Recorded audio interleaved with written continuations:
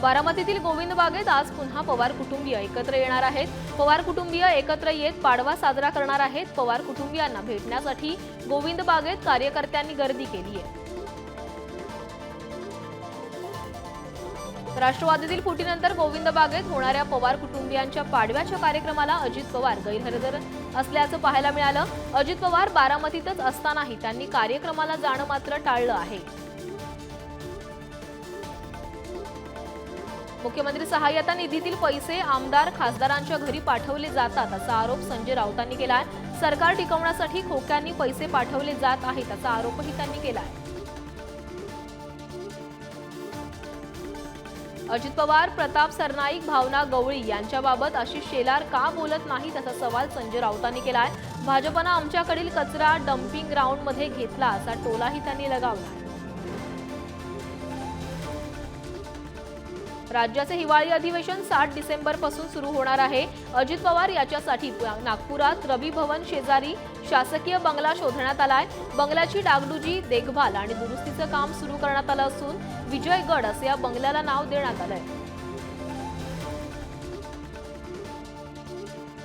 रामदास कदम आणि गजानन कीर्तीकरांच्या वादावर ठाकरे गटानं टीका केली आहे। भाजपनं खोदलेल्या खड्ड्यात सगळे गद्दार पडणार अशी टीका अरविंद सावंतांनी केली आहे। तर स्वार्थासाठी एकत्र आलेले एकमेकांच्या उरावर बसणार असा घणाघात अजय चौधरींनी केला आहे।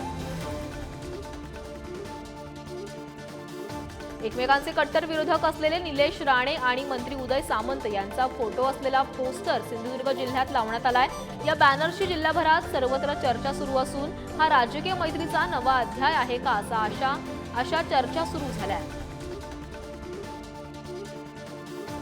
मध्य प्रदेशात भाजपचे सरकार आल्यास भाविकांना रामलल्लाचं मोफत दर्शन घडवण्यात येईल असं आश्वासन केंद्रीय गृहमंत्री अमित शहांनी दिलेलं आहे। तसंच अयोध्येत राम मंदिराच्या बांधकामात काँग्रेसने अडथळा आणल्याचा आरोप देखील त्यांनी केलेला आहे। अयोध्येत रामलल्लावर भाजपचा मालकी हक्क आहे का असा सवाल संजय राऊतांनी केलाय। रामलल्लानं भाजपला एजंट म्हणून नेमलंय का असा सवालही त्यांनी उपस्थित केलाय। मुंबईतील दिवाळी पहाट कार्यक्रमात आशिष शेलारांनी हजेरी लावली आहे। यावेळी त्यांनी राम मंदिराबद्दल टीका करणाऱ्यांची सुबुद्धी देण्याचं वक्तव्य केलंय। तर 22 जानेवारी रोजी अयोध्येला स्पेशल ट्रेन सोडणार असल्याची माहितीही त्यांनी दिलेली आहे। विरोधी पक्षनेते विजय वडेट्टीवार यांना धमक्यांचे फोन आलेत। त्यानंतर त्यांनी गृहमंत्री फडणवीस आणि मुख्यमंत्री शिंदेंना पत्र लिहून सुरक्षा वाढवण्याची मागणी केली आहे। यानंतर पोलिसांच्या वरिष्ठ अधिकाऱ्यांनी वडेट्टीवारांची भेट घेत सुरक्षेचा आढावा घेतलाय। आज मुंबईत मराठा समाजाची आरक्षण हक्क परिषद होणार आहे। मुंबईत राष्ट्रीय छावा संघटनेकडून या कार्यक्रमाचं आयोजन करण्यात आलंय। थोड्याच वेळात या कार्यक्रमाला सुरुवात होणार आहे। सांगलीमध्ये स्वाभिमानी शेतकरी संघटनेचे कार्यकर्ते आक्रमक झालेत। यावेळी दत्त इंडिया साखर कारखान्याकडे निघालेली 100 वाहनं गेल्या 12 तासांपासून रोखण्यात आलेली आहेत। दरम्यान ऊस दराची कोंडी फुटल्याशिवाय ऊस न तोडण्याचा इशाराही देण्यात आला आहे। दीपावली पाडव्याच्या दिवशी कोल्हापूरच्या कृषी उत्पन्न बाजार समितीमध्ये गुळाचे सौदे पार पडलेत। यावेळी गुळाला 11,000चा विक्रमी दर मिळालाय। या सौद्याला हसन मुश्रीफ, सतेज पाटील उपस्थित होते। फटाक्यांच्या आतषबाजीमुळे मुंबईतील वायू प्रदूषणामध्ये मोठी वाढ झाली आहे। बोरिवलीसह malaड आणि वांद्रे कुर्ला येथील QI 300 पार गेलाय। मुंबई हायकोर्टाच्या आदेशानंतर वाहतूक पोलीस ॲक्शन मोडवर आलेत। नियमांची पायमल्ली करणाऱ्या 6,400 वाहनांवर कारवाई करण्यात आली आहे। वायू प्रदूषण नियमाच्या पायमल्लीवरून ही कारवाई करण्यात आली आहे। अतिप्रदूषित शहरात दिल्ली पाठोपाठ आता पुण्याचा दुसरा क्रमांक लागलाय। मुंबई तिसऱ्या तर अहमदाबाद चौथ्या स्थानावर आहे। दिवाळीत होत असलेल्या फटाक्यांच्या आतषबाजीचा प्रदूषणावर चांगलाच परिणाम होताना दिसतोय। फटाक्यांमुळे नवी मुंबईतील वायू प्रदूषणात वाढ झाली आहे। पालिकेच्या आव्हानाकडे नागरिकांनी पाठ फिरवल्यानं शहरातील प्रदूषण फटाक्यांच्या धुरांनी वाढलेलं आहे। पुण्यातील सारसबागेत आज पहाटेच पुणेकरांनी दिवे आकाशात सोडून पाडवा सण साजरा केलाय। यावेळी चांद्रगाण संगीत मैफिलीचंही आयोजन करण्यात आलं होतं। दरम्यान मोठ्या संख्येनं पुणेकरांनी यावेळी सारसबागेत हजेरी लावली आहे। पंढरपूरच्या विठ्ठल रुक्मिणीच्या गाभाऱ्याला दिवाळी पाडव्यानिमित्त आकर्षक सजावट करण्यात आली आहे। यावेळी गाभाऱ्याला फळांची आरास करण्यात आली आहे। दरम्यान सकाळपासूनच भाविक दर्शनासाठी गर्दी करत आहेत। कुस्ती संघटनेत 2 गट पडल्यानं महाराष्ट्र केसरी 2 वेळा भरवली जाते, पण यावरूनही आता वाद सुरू झालाय। पुण्यानंतर धाराशिवमध्ये दुसरी स्पर्धा होणार आहे। मात्र भारतीय कुस्ती महासंघानं धाराशिवच्या कुस्ती स्पर्धेत सहभागी झाल्यास कारवाईचा इशारा दिलाय। पुणेकरांना मालमत्ता करात सवलत मिळण्यासाठीच्या फॉर्मची मुदत वाढवण्यात आली आहे। यावेळी पीटी 3 फॉर्म भरण्यासाठी पुणेकरांना 30 नोव्हेंबरपर्यंत मुदत देण्यात आली आहे। आतापर्यंत 78,000 मिळकत धारकांनी हा फॉर्म भरलेला आहे। कोल्हापुरातल्या कसबा पावडामध्ये म्हशींची स्पर्धा भरवण्यात आली आहे। यावेळी शिवाय म्हशींना दुचाकी मागे पळवण्याची ही स्पर्धा असते। यावर्षी सुद्धा या स्पर्धा सुरू झाल्या असून परिसरातील अनेक नागरिक आपल्या म्हशी सजवून या ठिकाणी आणत आहेत। थेट पाईपलाईन योजनेला विविध कारणांनी लागलेल्या गळतींचं काम काल रात्री पूर्ण झालंय। यामुळे कळंबावाडी धरणातून कोल्हापूरला पाणी पुरवठा सुरू करण्यात येणार आहे। आज पुईखडी जलशुद्धीकरण केंद्रात पाणी सोडण्यात येईल।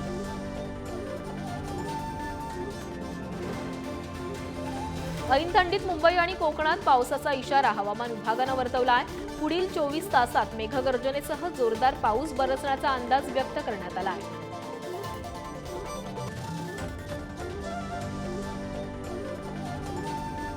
जळगाव जिल्ह्यातील भुसावळ पुणे एक्सप्रेसच्या विस्तारीकरणाला प्रवासी विद्यार्थ्यांनी विरोध केला आहे। या गाडीचे अमरावतीपर्यंत विस्तारीकरण करण्यात आलंय। दरम्यान ही गाडी पुन्हा भुसावळवरून पूर्ववत करण्याची मागणी करण्यात आली आहे।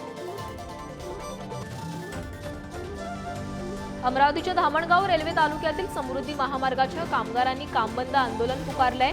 दिवाळीत मानधन न मिळाल्यानं कामगार आक्रमक झालेत। मानधन मिळेपर्यंत कामबंद आंदोलन सुरूच राहणार असल्याचा इशाराही देण्यात आला आहे। लातूरच्या एसटी आगारातील एका लिपिकानं तब्बल 13,48,386 रुपयांचा अपहार केलाय। लिपिकानं स्वतःच्या पत्नीच्या आणि भावाच्या बँक खात्यावर ही रक्कम ट्रान्सफर केली आहे। या प्रकरणी त्याच्या विरोधात गुन्हा दाखल करण्यात आला आहे। पुणे जिल्ह्यात शेतकऱ्यांनी मोठ्या प्रमाणात टोमॅटोची लागवड केली आहे। मात्र टोमॅटोवर ऊस तोडणीमुळे मावा किडाची लागवड झाली आहे। यामुळे शेतकऱ्यांच्या चिंतेत वाढ झाली आहे। पुण्याच्या जुन्नरमध्ये एका साडी आदिवासी भगिनींसाठी उपक्रमाचं आयोजन करण्यात आलं होतं।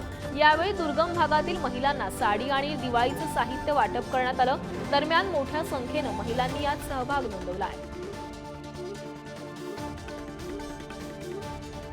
नागपूरच्या कारागृहात कैद्यांसाठी दिवाळी पहाटचं आयोजन करण्यात आलं होतं। यावेळी हार्मनी इव्हेंट तर्फे आयोजित या कार्यक्रमात अनेक कैद्यांनी गीतं सादर केली आहेत। यावेळी दिवाळी जल्लोषात साजरी करण्यात आली आहे। धुळ्यामध्ये पाडव्यानिमित्त स्वर दीपोत्सव कार्यक्रमाचं आयोजन करण्यात आलं होतं। कार्यक्रमात चिमुकलीच्या गाण्यानं उपस्थितांचं लक्ष वेधलंय। यावेळी मोठ्या संख्येनं नागरिकांनी यात सहभाग नोंदवला आहे। नाशिकच्या प्रमोद महाजन गार्डनमध्ये पाडवा पहाटचं आयोजन करण्यात आलं होतं। यावेळी गायिका आर्या आंबेकर यांनी सुमधुर गीतांचं सादरीकरण केलंय। दरम्यान मोठ्या संख्येनं नागरिकांनी यामध्ये हजेरी लावली आहे। जालन्यामध्ये समृद्धी साखर कारखान्याचं चेअरमन सतीश घाटगेंनी ऊसाच्या फडावर जाऊन मजुरांना फराळासह लहान मुलांना कपड्यांचं वाटप केलंय। यामुळे ऊसतोड कामगारांची दिवाळी गोड झाली आहे। कोल्हापूर शहरात दिवाळीच्या पाडव्यानिमित्त बाजारपेठ सजली आहे। यावेळी पाडव्याच्या दिवशी दागिने नेण्यासाठी अनेक ग्राहकांनी आगाऊ बुकिंग केलंय। यावर्षी इलेक्ट्रॉनिक्समध्ये मोठ्या स्क्रीन टीव्हींना चांगलीच मागणी आहे। अहमदनगरच्या कर्जतमध्ये दीपावलीच्या पाडव्याच्या निमित्तानं गोदड महाराज मंदिराच्या परिसरामध्ये स्वच्छता अभियान राबवण्यात आलंय। यावेळी मोठ्या संख्येनं संघटनांच्या कार्यकर्त्यांनी अभियानात सहभाग घेतलाय। शिर्डीमध्ये दिवाळी फराळाच्या कार्यक्रमाचं आयोजन करण्यात आलं होतं। यावेळी सीआयएसएफच्या जवानांनी दिवाळी साजरी केली आहे। दरम्यान देशभक्ती गीतांवर ठेकाही धरलाय। धुळ्यातील स्वामीनारायण मंदिरात अन्नकूट महोत्सवाचं आयोजन करण्यात आलं होतं। यावेळी तब्बल 1290 खाद्यपदार्थांचे नैवेद्य दाखवण्यात आलंय। दरम्यान 8000 भाविकांना महाप्रसादाचं वाटपही करण्यात आलंय। नंदुरबारमध्ये बिरसा मुंडा जयंतीनिमित्त आदिवासी सांस्कृतिक महोत्सवाचं आयोजन करण्यात आलं। या कार्यक्रमाला राज्याचे राज्यपाल रमेश बैस आणि मुख्यमंत्री एकनाथ शिंदेही उपस्थित राहणार आहेत। मंत्री विजयकुमार गावितांनी ही माहिती दिली आहे। धुळ्यामध्ये उद्यापासून प्रदीप मिश्रांच्या महाशिवपुराण कथेचं आयोजन करण्यात आलंय। यावेळी मंत्री दादा भुसेंनी कार्यक्रम स्थळाची पाहणी करत आढावा घेतलाय। दरम्यान कथा उत्सव समितीचे सदस्यही यावेळी उपस्थित होते।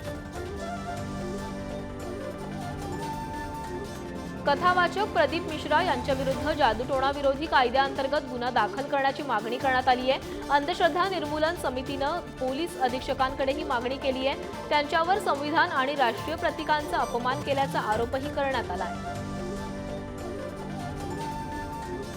पाडवा आणि भाऊबीज या दोन्ही सणांसाठी नाशिककरांनी जय्यत तयारी केली आहे। पाडव्यानिमित्त पोलीस तसंच भाऊबीजसाठी पाडव्यानिमित्त पत्नीला आणि भाऊबीजेसाठी बहिणीला ओवाळणी देण्यासाठी नागरिकांनी विविध वस्तूंची खरेदी केली आहे। त्यामुळे बाजारात लगबग पाहायला मिळते। दिवाळीत प्रवाशांची होणारी गर्दी लक्षात घेत खासगी ट्रॅव्हल्स कंपन्यांनी दुप्पट भाडेवाढ केली आहे। मुंबई, पुणे, नागपूरसह विविध मार्गांवरील प्रवाशांसाठी जादाचे लागतात। त्यामुळे परगावी जाणाऱ्या प्रवाशांचे आर्थिक बजेटही कोलमडलं आहे। संभाजीनगर महापालिकेकडून कचरा नियोजनासाठी नवा प्रयोग करण्यात येणार आहे। नियमितपणे कचरा टाकण्याच्या जागेवर कर्मचारी नियुक्त करण्याचा निर्णय घेण्यात आला आहे। यासाठी शहरात पहिल्या टप्प्यात 25 केंद्र उभारण्यात येतील। कोल्हापूरच्या लिंगणूरमध्ये दिवाळीनिमित्त बैलगाडा स्पर्धेचं आयोजन करण्यात आलंय। या स्पर्धेतील विजेत्यांना प्रथम क्रमांकासाठी प्रथम, द्वितीय, तृतीय आणि चतुर्थ अशी रोख बक्षिसं दिली जाणार आहेत। वर्धा जिल्ह्यात पुस्तक दोस्ती अभियानाचं आयोजन करण्यात आलंय। या अभियानांतर्गत वाचनालयाचा अभाव असणाऱ्या ग्रामीण भागात पुस्तकांचं वितरण करण्यात येईल। या उपक्रमाचं सर्वत्र जोरदार कौतुक केलं जात आहे। मध्य रेल्वेनं मालवाहतुकीतून मोठी कमाई केली आहे। यावेळी रेल्वेनं 3.35 दशलक्ष टन माल वाहतुकीतून 802 कोटी रुपयांची कमाई केली आहे। मध्य रेल्वेच्या ऑक्टोबर महिन्यात आतापर्यंतची सर्वोत्तम माल वाहतूक म्हटली जाते। मीरा भाईंदर महापालिका क्षेत्रातील रेडीमिक्स कॉन्क्रीट प्रकल्प सुरू करण्याच्या परवानगीचा अधिकार नगररचना विभागाच्या सहाय्यक संचालकांकडे वर्ग करण्यात आलाय। अनियमिततेच्या तक्रारीनंतर आयुक्तांनी हा निर्णय घेतला। दिवाळीनिमित्त दिला जाणाऱ्या आनंदाचा शिधा आता किट काही धान्य दुकानांमध्ये पोहोचलाच नसल्याचं उघड झालंय। पुणे जिल्ह्यात केवळ 33% लाभार्थ्यांपर्यंतच आनंदाचा शिधा किट पोहोचलाय। यामुळे अन्नधान्य वितरण कार्यालयाचा ढिसाळ नियोजनाचा पर्दाफाश झालाय। म्हाडाच्या वतीने पुणे, पिंपरी चिंचवड, कोल्हापूर, सोलापूर, सांगलीतील 5863 सदनिकांच्या ऑनलाईन सोडतीसाठी अर्ज मागवण्यात आले। 61,000 अर्जदारांनी अनामत रकमेसह अर्ज केला असून खराडीत एका प्रकल्पातील 28 सदनिकांसाठी तब्बल 7,000 जणांनी अर्ज केला आहे। पुणे विद्यापीठात सलोख्याचं वातावरण निर्माण करण्यासाठी विद्यापीठ प्रशासनानं पुढाकार घेतला आहे। येत्या शनिवारी पोलीस आयुक्त, कुलगुरूंच्या उपस्थितीत विद्यार्थी, शिक्षक, कर्मचारी संघटनांसोबत चर्चा करणार आहेत।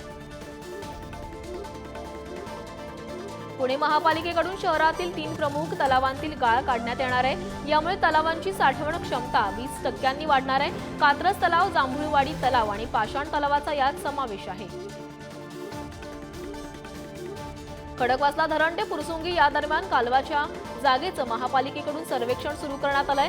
या सर्वेक्षणाद्वारे कालव्याच्या जागेवर बोगदा तयार करण्यासंदर्भात अभ्यास करण्यात येणार आहे। संभाजीनगर येथील जलशुद्धीकरण केंद्रातील तांत्रिक कारणास्तव आता परिसरातील पाणी पुरवठा बंद राहणार आहे। गुरुवार आणि शुक्रवार या 2 दिवशी नाशिक रोड परिसरातील पाणी पुरवठा बंद असल्यानं पाणी जपून वापरण्याचं आवाहन करण्यात आलंय। राज्यात ऊस गाळप हंगामानं आता वेग पकडलेला आहे। राज्यात 103 साखर कारखान्यांकडून 35 लाख टन ऊस गाळप पूर्ण झालाय। तर 23,43,000 क्विंटल इतकं साखरेचं उत्पादनही हाती आलंय. ललित पाटील ड्रग्ज प्रकरणी आणखी 4 आरोपींची नावं समोर आली आहेत. या सर्वांची एकत्रित चौकशी केली जाणार आहे. तर ललितसह त्याच्या 2 सहकाऱ्यांच्या पोलीस कोठडीत 20 तारखेपर्यंत वाढ करण्यात आली आहे.